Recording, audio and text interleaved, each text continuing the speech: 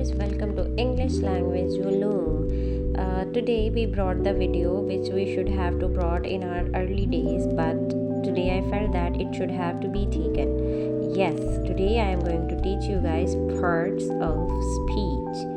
Parts of speech, as you can write and listen and see that बोलने के हिस्से. Now, students आपको ये तो पता ही है, एवरीवन नोज दैट कि पार्ट्स ऑफ स्पीच 9 होते हैं. अक्सर लोग समझते हैं कि पार्ट्स ऑफ स्पीच जो है वो 8 होते हैं, बट ये 9 होते हैं. आज मैं आपके लिए पहले 3 पार्ट्स ऑफ स्पीच लाई हूँ, और जो पहला पार्ट ऑफ स्पीच है वो है नाउन. आपको पता है जब अल्लाह रब्बुल इज़्ज़त ने कायनात को तख्लीक किया तो क्या चीज़ थी जो सबसे पहले हज़रत आदम अलैहिस्सलाम को सिखाई?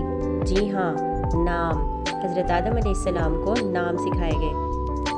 किसी भी जगह, किसी भी शख्स या किसी भी चीज़ का नाम जो होता है वो नाउन कहलाता है.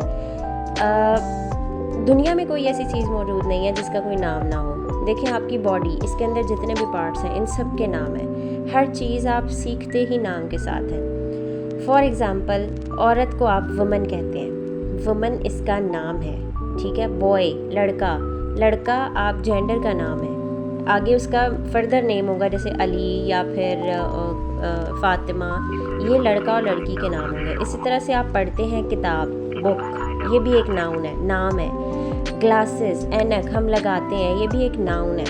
तो हर वो चीज़, चाहे वो किताब हो यानी न्यूटर जेंडर हो, या फिर आप कह लें ग्लासेस हो, न्यूटर जेंडर ये भी आता है, या फिर वो ह्यूमन बींग्स हो, फीमेल हो, मेल हो, या फिर कोई जानवर जैसे कैट होती है, डॉग है, तो ये सब एक नाम है. इसी तरह से आप देख सकते हैं स्क्रीन पे आपके पास 2 पिक्चर्स शो हो रही हैं. पहली पिक्चर में क्लासरूम है. क्लासरूम के अंदर कितनी सारी चीज़ें हैं आप देख सकते हैं. बेंचेस है, टीचर बोर्ड है, क्लास बोर्ड है, सॉफ्ट बोर्ड आपको दिखाई दे रहा है. इसके अलावा टीचर की नेसेसरी चीज़ें ऊपर आपको टेबल के ऊपर दिखाई दे रही हैं. क्लासरूम इटसेल्फ एक नाम है. तो हम देखेंगे कि एक क्लासरूम के अंदर ही आपको इतनी सारी चीज़ों के नाम मिलते हैं. प्लस हॉस्पिटल, ये भी एक जगह का नाम है.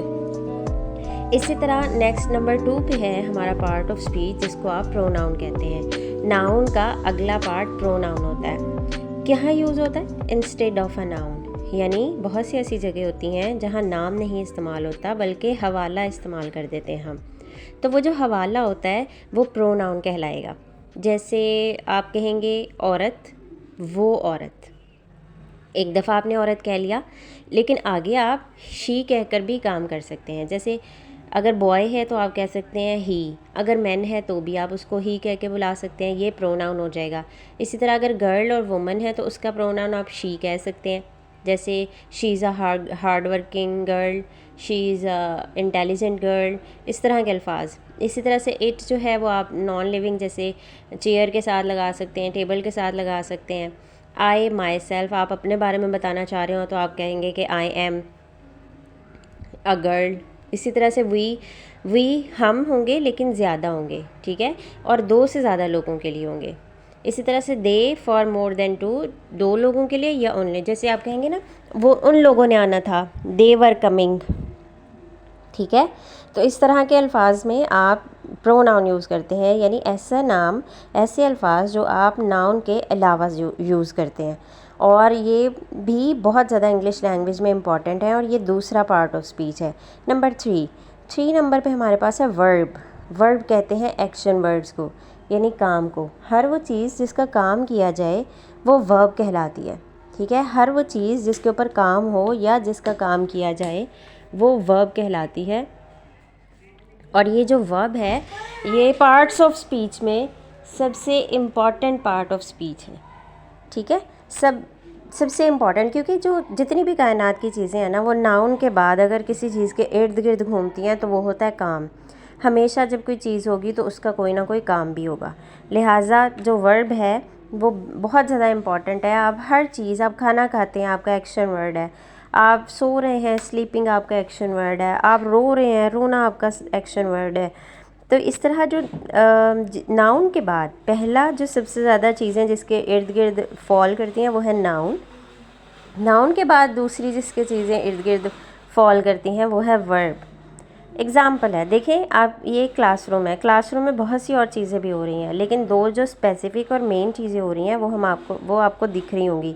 टीचिंग यानी टीचर टीच कर रहा है, और टीचर जो काम कर रहा है वो वर्ब कहलाएगा। टीचर टीचर नाउन है और इसमें इसका वर्ब क्या है, टीचिंग। स्टूडेंट्स आप बैठे हुए देख सकते हैं, लेकिन स्टूडेंट्स कर क्या रहे हैं? टीचर अगर पढ़ा रहा है तो ऑब्वियसली स्टूडेंट्स स्टडिंग। यहाँ पर स्टूडेंट्स स्टार्टिंग में थोड़ा सा स्पेलिंग मिस्टेक है, आप ए नहीं लगाएंगे, STUDYING। ठीक है, उसके बाद आप देख सकते हैं मदर है, साथ में उनकी बेटी है, तो वो इन्जॉय कर रहे हैं, इन्जॉइंग। ट्रैवलिंग, ज़ाहिर है वो ट्रैवल कर रहे हैं, ट्रैवलिंग भी है। लविंग, वो एक दूसरे की कंपनी को इन्जॉय कर रहे हैं, प्यार से मोहब्बत से खेल रहे हैं, that is also called an action word. Similarly we have a smiling face. तो अगर आप बाकी के सारे भी पार्ट्स ऑफ स्पीच सीखना चाहते हैं तो कंटिन्यू है, इसको जारी ज़रूर रखिएगा। Thank you so much.